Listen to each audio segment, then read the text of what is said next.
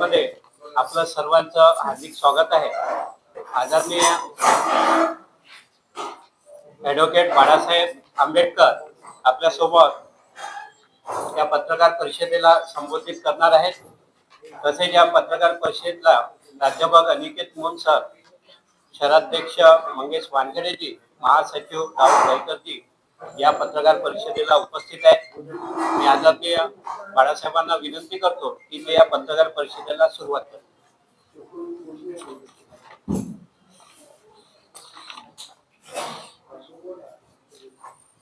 मैं सभी पत्रकारों का स्वागत करते हुए जो प्रेस नोट दी है उसके दो चीजों को मैं आप लोगों से गौर करना चाहूंगा. एक जो है वो एग्जीक्यूटिव ऑर्डर 14329, ये जो एग्जीक्यूटिव ऑर्डर है, ये ऑर्डर जो है यूएस प्रेसिडेंट जो बाइडेन ने 8 मार्च 2022 को इशू किया था. इस ऑर्डर की जो गिस्ट है वो पेज नंबर 2 पर है. मैं पढ़ के बताता हूं. Executive Order 14329 was issued on August 25. This order imposes 25% additional duty tariff on Indian goods. The US urged that by buying Russian oil, India has indirectly undermined the emergency declared in EO 14066. अब ये जो order 14066 जो है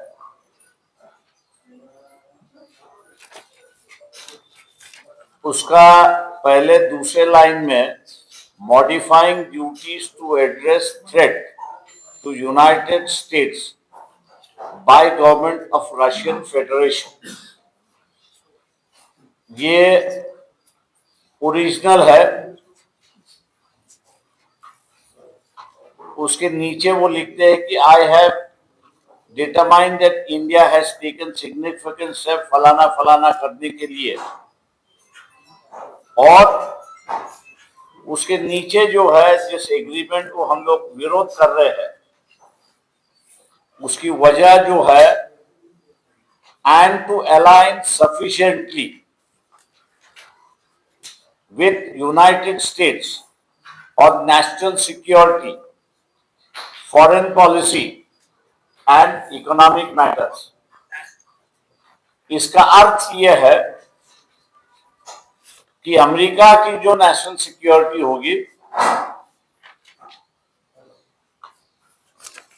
उसके साथ हम लोग जुड़ जाएंगे. मतलब आज मान लीजिए कि दो चीजें हैं, रशिया और अमेरिका यूक्रेन के बारे में एक दूसरे के खिलाफ है. दूसरा जो है वो ईरान के पास न्यूक्लियर वेपन होना चाहिए या नहीं होना चाहिए, इस पर ईरान और यूएस ये दोनों की लड़ाई कभी भी हो सकती है. ऐसी एक परिस्थिति में ये दोनों सिचुएशन में भारत को क्या भूमिका लेनी होगी, तो इस ऑर्डर में जो लिखा है और जो गवर्नमेंट ऑफ इंडिया ने साइन किया हुआ है, मंजूरात दी हुई है, और ये मंजूरात देते समय उन्होंने ये कहा था कि हम लोग यूएस का जो इंटरेस्ट होगा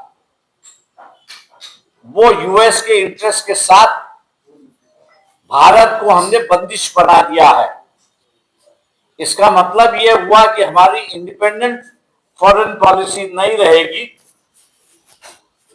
लेकिन जो फॉरेन पॉलिसी अमेरिका की होगी जैसे आप रशिया के खिलाफ है, दूसरा अमेरिका ईरान के खिलाफ है। कुछ महीनों में हम लोग ने देखा है कि भारत ने भी अपनी पॉलिसी ऐसी बनाई कि जो रशिया से संबंध तोड़ने थे, सस्ता क्रूड ऑयल हमको रशिया से मिलता था, वो सस्ता क्रूड ऑयल हम लोग ने लेना बंद कर दिया है। और दूसरी तरफ ईरान के साथ में भी हम लोग जो तेल खरीदते थे, वो ईरान से भी हम लोग तेल खरीद नहीं रहे, ऐसी एक परिस्थिति है। इसका मैंने जैसे कहा कि सॉवरेनिटी जो है, देश की सॉवरेनिटी जो है, इंडिपेंडेंस जो है, वो इंडिपेंडेंस अमेरिका के पास भारतीय जनता पार्टी आरएसएस की सरकार ने गिरवी रखा। वो सिर्फ फॉरेन पॉलिसी के ऊपर नहीं है, लेकिन इकोनॉमिक मैटर्स पे भी है, आर्थिक व्यवहार पे भी है। और इसलिए अंदर के पन्नों का आप देखेंगे, थर्ड पेज पे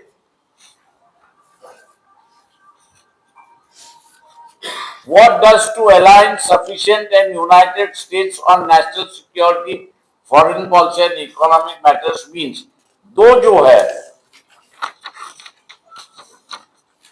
गैट के मुताबिक ये दोनों ऑर्डर निकलने के पहले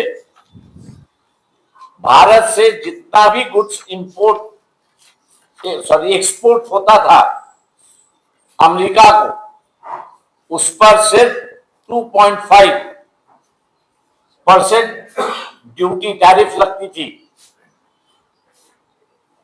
लेकिन जो एग्रीमेंट भारत सरकार ने यूएस के साथ में किया है ट्रेड में, उसमें उन्होंने कहा है कि इंडिया से जो माल अमेरिका जाएगा, एक्सपोर्ट होगा, उस पर 18% ड्यूटी होगी। और ये 7% गुना ज्यादा है, ऐसी एक परिस्थिति है। दूसरा जो है, जो अमेरिका से गुड्स अपन इंपोर्ट करते थे, उस पर अलग अलग किस्म की ड्यूटी थी। इस एग्रीमेंट के मुताबिक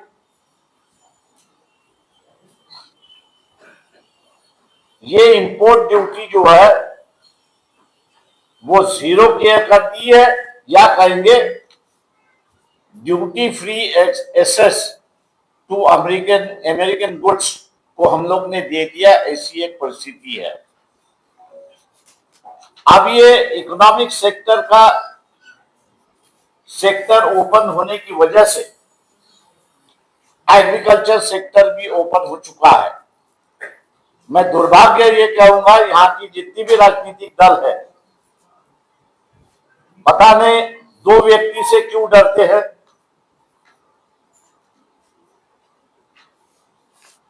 उन्होंने, मैं ये कहूंगा कि इस एग्रीमेंट पे बोलना ही चुप की शादी हुई।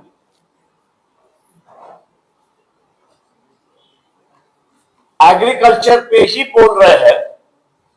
मैं इन तमाम नेताओं से अपील करता हूं, कांग्रेस के जो खड़गे है, राहुल गांधी है, ममता बनर्जी है, स्टालिन जी है, मैं इन तमाम नेताओं से अपील करता हूं,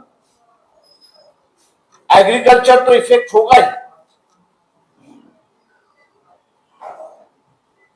एग्रीकल्चर जो है वो इफेक्ट होगा ही, क्योंकि सस्ता माल यहां पर आएगा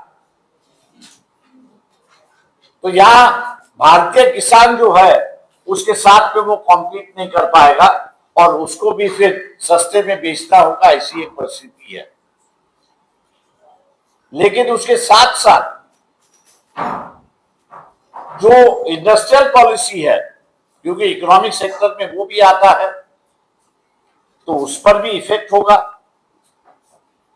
एक तरीके से अगर कहूंगा कि ट्रम्प की एक घोषणा थी कि कनाडा को वो 51 स्टेट बनाएगा, लेकिन इस एग्रीमेंट से यह दिखाई देता है कि ट्रम्प कनाडा को 51 स्टेट तो नहीं बना पाया, लेकिन भारत को जो है उसने यूएस का 51 स्टेट बना दिया है। क्योंकि अगर वर्डिंग्स हम लोग देखें उसकी,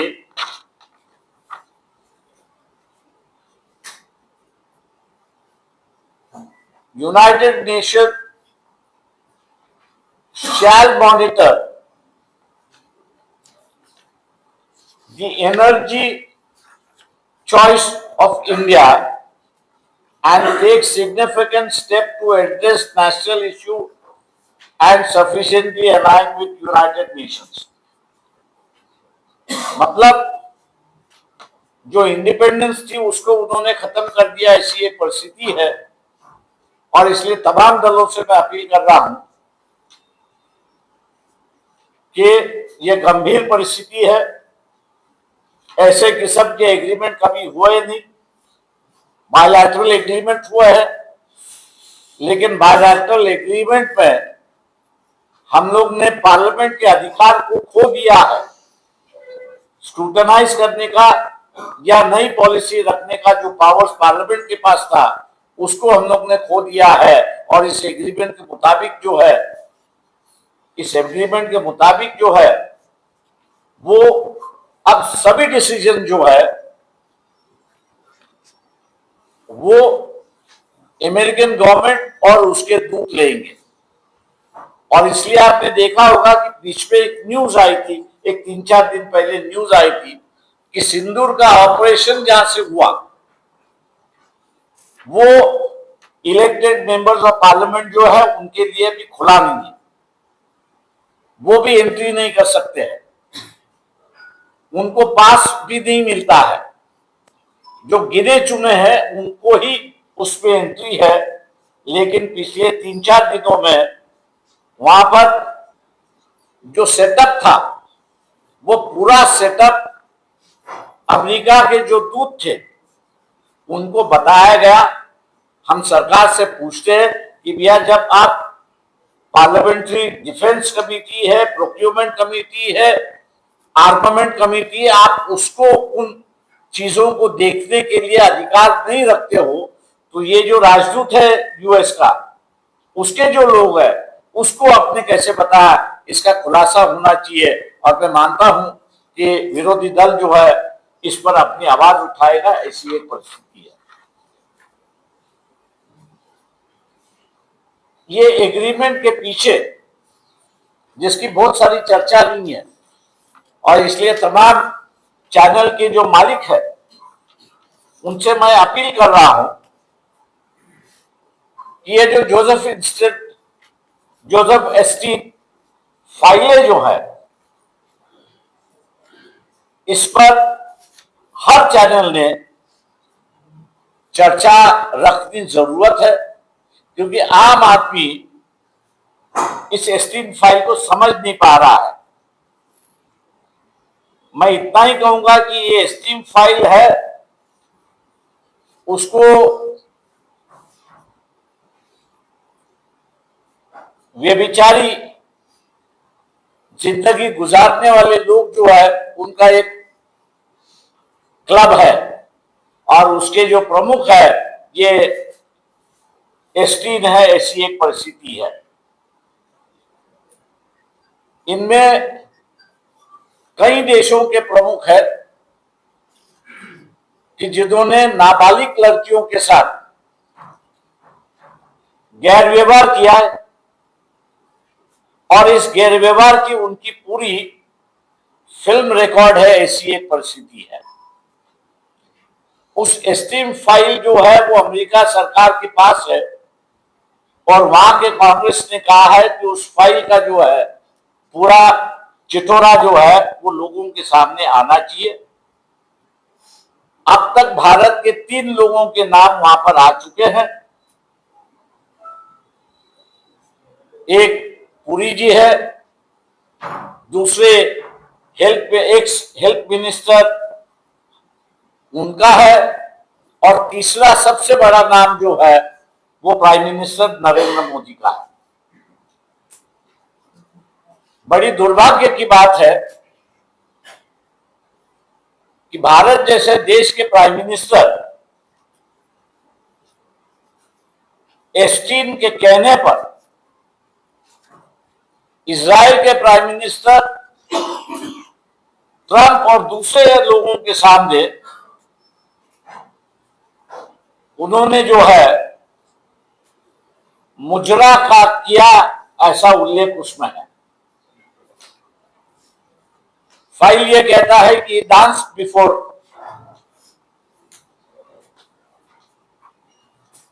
द ऑडियंस। आप इस ऑडियंस पे जो है,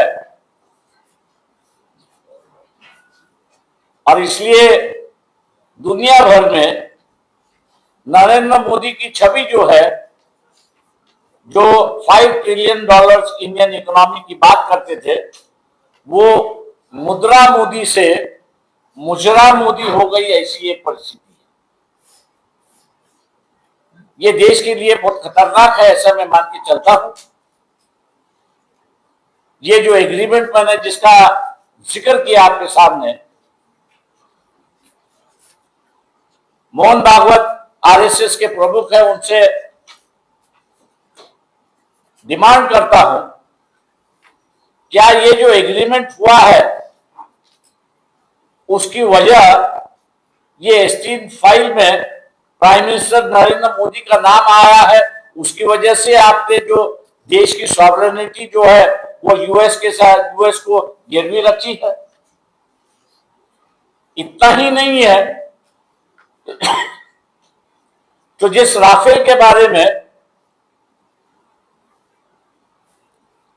अटकलें आई है, और वो ये है कि उसका जो सोर्स कोड है